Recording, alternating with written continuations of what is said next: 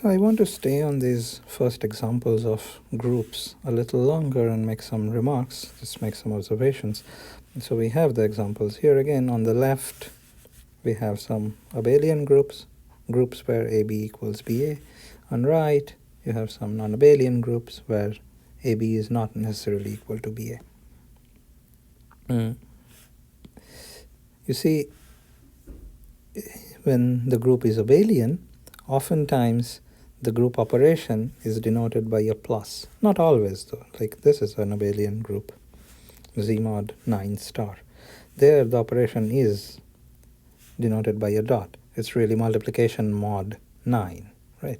So 4 times 7 is 28, divide by 9 gives you remainder 1. That's why 4 times 7 is 1. But oftentimes in abelian groups,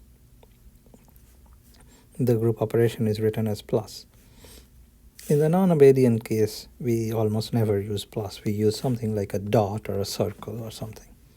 And in the abstract group, we'll usually use a dot.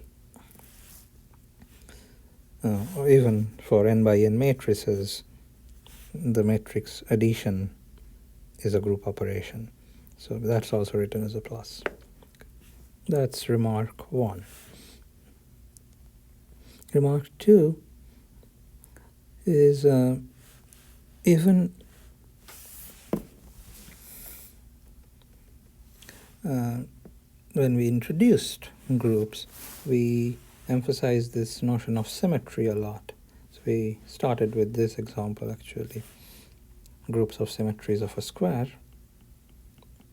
So reflections and rotations, and we said that you can think of groups as sets of symmetries, but these other examples don't really look like that. So maybe this one, you can say, the permutations of n letters, they are symmetries of a set of size n. So for example, this permutation, f, is the function from 1, 2, 3, 4 to 1, 2, 3, 4. That takes 1 to 2, 2 to 4, 3 to 1, and 4 to 3. And you can say this is all possible ways of permuting this set. So you have a box of 4 things, and by a symmetry of that set, I just mean all possible permutations. That is a notion of symmetry, all right.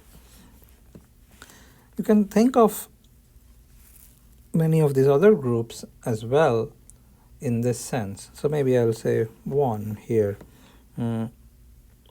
GLNR, this was a super important group. These are n by n invertible matrices, meaning matrices that are determinant non-zero. So for example, if you take just 2 by 2 invertible matrices, each element of that, so for example, here is an element of that. Okay, 2 times 3 is 6, minus 5 times 1 is 5, so that's 1, determinant 1, so this is invertible. Every matrix like this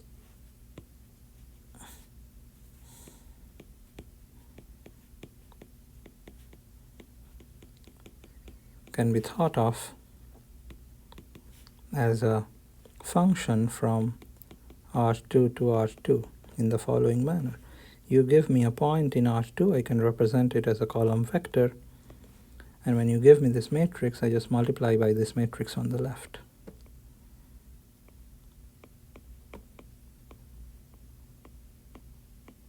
So that gives me 2x plus 5y, x plus 3y. And you can check that that's an invertible operation. The inverse of this is basically multiplying by, so to go right, you multiply by x. To go left, to undo the operation, you multiply on the left by x. Inverse. Yeah. So x inverse is the inverse of x. So you can think of this x as a transformation of the plane, and this transformation is a special kind. These are what are called linear transformations, meaning they preserve the vector space structure of R2. In geometric term, what this means is that these are transformations of R2 maps from R2 to R2 that take 0 to 0 and preserve the Euclidean structure, meaning take lines to lines, basically.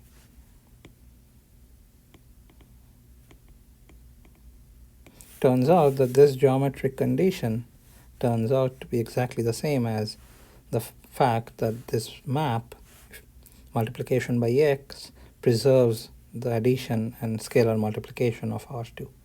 And the same statement goes for Rn, actually.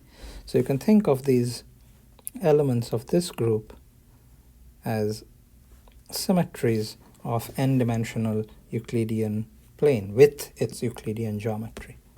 And many of the other groups can also be thought of in the same way. So we'll see more examples later on. And often what happens is that the same group inherently shows up in two different contexts. And that really helps study of these different contexts by building a bridge. So to give an example, for example, if you take just rotational, this maybe we'll have occasion to do, symmetries of a cube. That's a symmetry group. Just the rotations that preserve the cube. So for example, you could take an axis through the middle like this and rotate it by 90 degrees. Or you could hold it at the corners, opposite corners, and rotate by 120 degrees. That sort of thing. Let's call this G. That does form a group of size 24. And you can check that this group, all its properties are essentially the same as the group that we called S4, the permutations of 4, that is. This is defined in a certain way, in a very combinatorial manner, permutation of 4 things. This is defined in a very geometric manner. Turns out they are really, the underlying structures are exactly the same. The word that we use is that these two groups are actually isomorphic. We write not equal, really, because they are different creatures as such, but isomorphic. So whatever property G has, this one also has, and vice versa.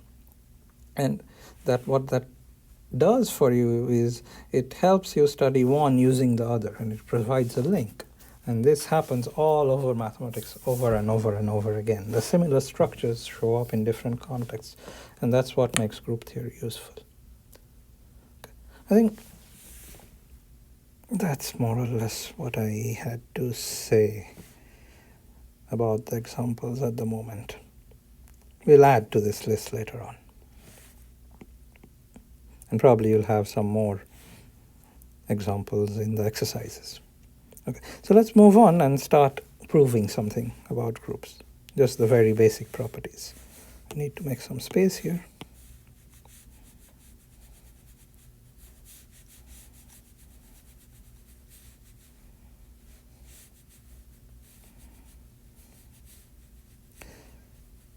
And these little lemmas, I'm just collecting them together in one statement, part A, B, C, D, E. I don't want to overemphasize them, but I mean, they are extremely useful. You use them left and right when you work with an abstract group, so you have to almost remember them as much as you remember the group axioms. We'll start it in this video and continue in the next one. So let G be a group. Now we are talking about a completely abstract group, but you have a big bunch of examples to keep in mind.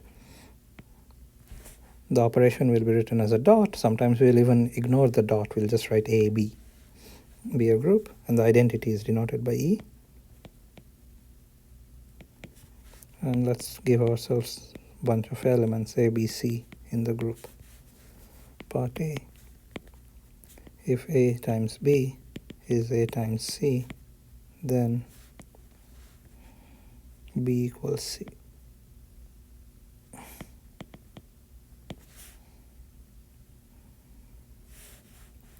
Let's prove this up here maybe.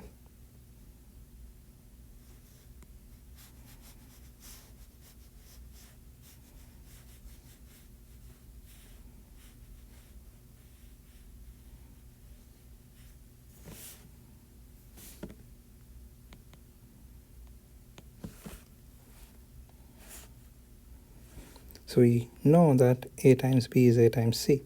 So by G3, you have this A, you can find the inverse. By G3, there exists some element D in the group such that D times A is identity. Okay. So now A times B equals A times C is given, and that implies if you multiply by D on the left of this equation, you get D times A times B is D times A times C. By G2, or G1 rather, you can change the bracketing. G1, the first axiom, associativity, implies this. D times A times B is same as D times A times B, and similarly on the other side. And now this condition up here, D times A is identity, so you get E times B is E times C. But now G2, the identity axiom says E times B is B and E times C is C. So this is rather pleasant. You use each axiom exactly once. It's rather pleasing. And you have a similar statement on the other side.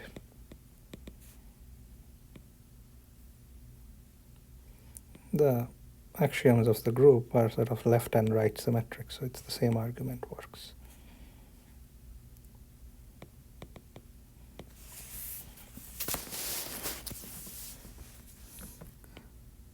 Part C, the identity in G is unique. Let me explain what I mean by this. I mean, what is the identity? It's an element in the group which you multiply by any element in the group and you get the same element back. E times A is A for all A, and same as A times E. So suppose I have E and E prime. So what this means is the following. If E and E prime are in the group such that both of them play the role of identity,